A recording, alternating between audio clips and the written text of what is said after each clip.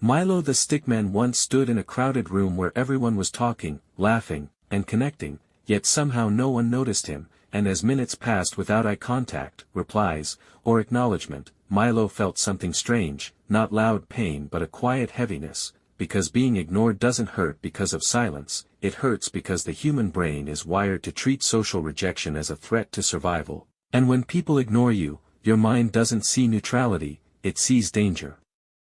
Because for most of human history being excluded from the group meant losing safety, food, and protection, which is why the brain reacts to being ignored the same way it reacts to physical pain.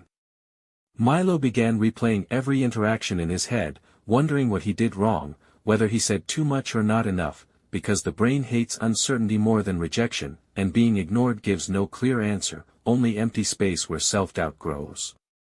Psychologically, being ignored attacks three core needs at once: belonging, recognition, and control, because Milo felt disconnected from others, unseen as a person, and powerless to change the situation. Which is why even confident people can feel small when ignored.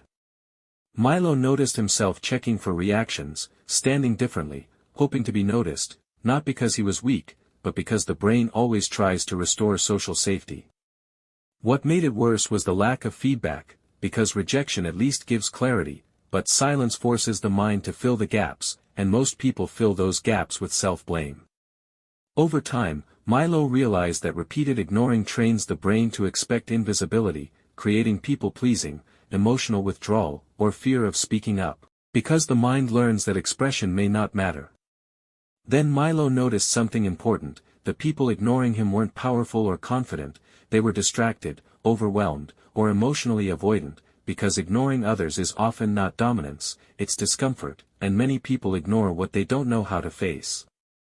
That's when Milo stopped chasing attention and started reclaiming control internally, understanding that his worth didn't shrink because someone failed to acknowledge it, and when he stopped treating silence as a verdict on his value, the pain softened. Being ignored still felt uncomfortable, but it no longer defined him, because attention is given based on someone's capacity, not your worth, and when Milo chose where to invest his energy instead of begging to be seen, invisibility lost its power, because being ignored only hurts when you believe your value depends on being noticed.